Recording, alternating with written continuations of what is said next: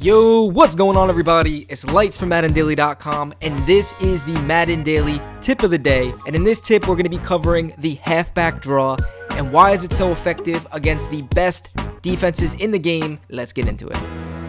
So the halfback draw is arguably the best shotgun run in Madden 18. Yes, the inside zone's effective, the off tackles sometimes effective, the 0-1 trap is definitely effective.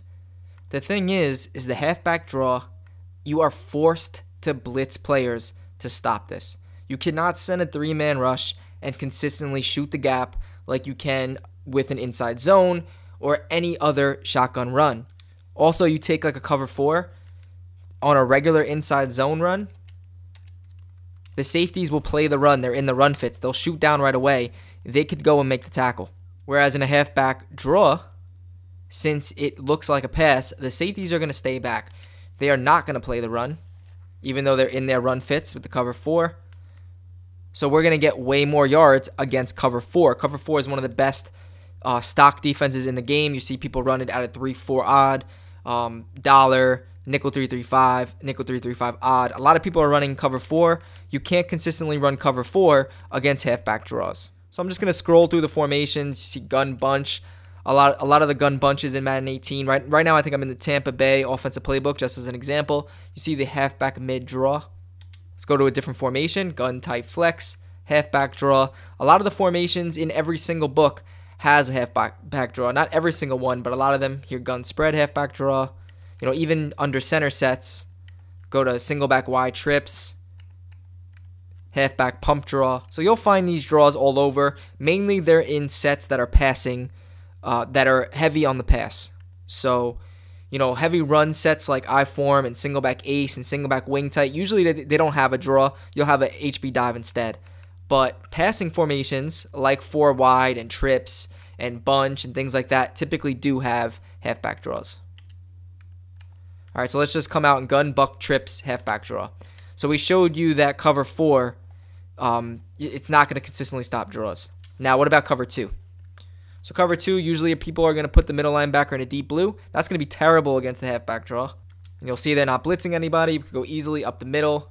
Right there, we picked up almost a first down with just a simple draw play. Now, usually people also utilize motions. So they'll have a passing motion, like say they'll motion the slot to the left every single time, do passing plays, but then also use that motion on the run.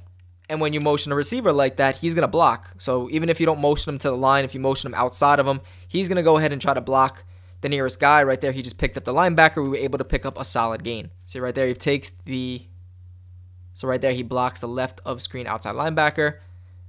Pretty much the only way you're going to stop this is if you try to shoot the gap somehow, which again, it's going to be really hard to shoot the gap if you don't blitz. So here, just the standard 4-man rush, the defensive line, they need to block shed off their guys or else there's no one else to stop this draw.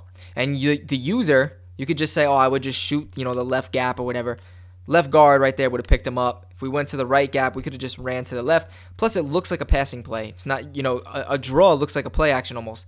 You know, they're not going to hand it off right away. You're not going to always tell that it's a draw, especially if you utilize the same motion every time. Now, another thing, usually when people are playing defense, they want extra adjustments. Let's say I'm attacking them with a deep corner or C route and a drag route or flat. They might put their defensive end in a hard flat. Well, with the draws, since it starts off looking almost like a pass play, the defensive ends are going to drop back in their zone. So that whole left side is pretty much open. And another cool thing that it's doing that you might not be noticing, like you might already know draws are effective. You know, this is a waste of a tip, but look at the defensive line. You see that the defensive end is in coverage. You see that the linebackers are all in coverage. The only people that you realize are blitzing are the defensive tackles and the right of screen defensive end. So what does a draw do for you other than getting a successful run? It's going to tell you who's blitzing or not.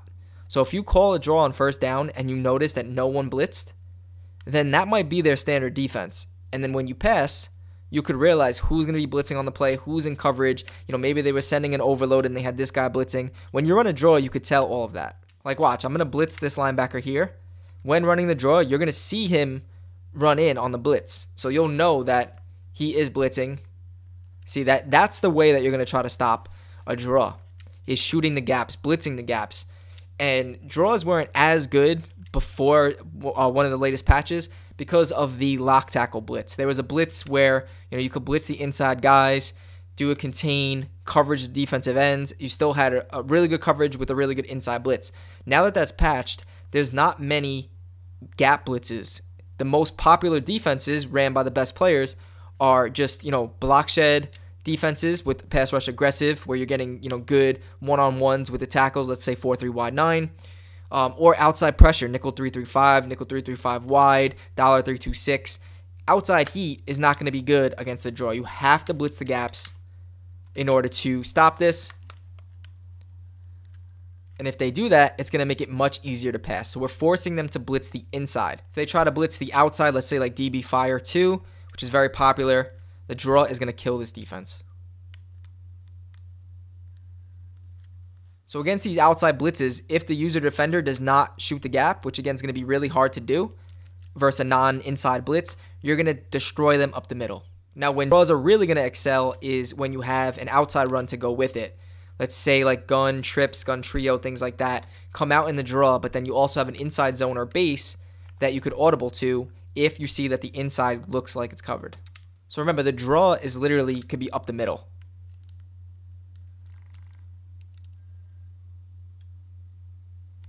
Whereas something like an inside zone doesn't have to be up the middle. You can run it directly up the middle, but an inside zone, you could push it to the outside. So maybe they blitz the gaps to stop the inside run, the inside draw. So it's all about finding complements to the draw. You're using the draw to set up the pass. You're using the draw to set up the outside run because you're forcing them to blitz the middle. You're also using the draw to set up yourself scoring in the red zone. I think that's the most important time when you really want to utilize the draw is the red zone. So you'll see a lot of people playing max coverage, maybe even with a draw, with a spy to the defensive line, 3-man rush, 4-man rush at the most. That's where draws are really going to do damage. Force them to blitz with the draw. Run the draw, run the draw, run the draw. Make them blitz, make them play man, and then that's going to make passing so much easier, especially once you get inside their territory. So I feel like at this point of the year, a lot of people already know that draws are successful. But if you didn't already know that, you definitely want to utilize it. Again, the main reasons why draws work is because it forces your opponent to blitz the middle. It's hard to shoot the gaps. Most defenses are related to a user defender, relying on their great stick skills, like one of the best players, whatever, they're going to try to shoot the gap. But it's hard to shoot the gap on a draw, especially if you don't blitz. So it forces them to blitz.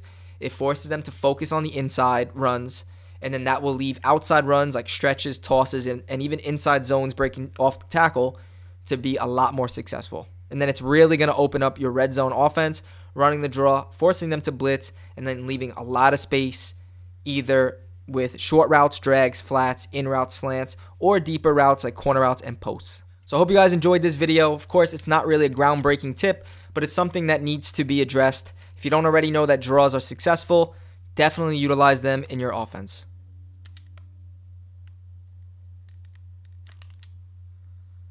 So that's going to be it for this video. Tomorrow we're going to be back showing you ways on how to stop the halfback draw. So if you want to see that, make sure you're tuning in tomorrow. Please again like this video if you enjoyed and you want to see us continue the Madden Daily Tip of the Day. We also have a lot of content dropping on MaddenDaily.com tomorrow, including an offensive ebook. Just now, we just released a new defense. You can check that out on MaddenDaily.com. That's new 3-4 under/predator defense from pro player 3-4 scheme. And we're going to be adding to that tomorrow to conclude with possibly a defensive ebook. So I'll let you guys know in that next tip video. But until next time, until tomorrow, it's lights from MaddenDaily.com. Later.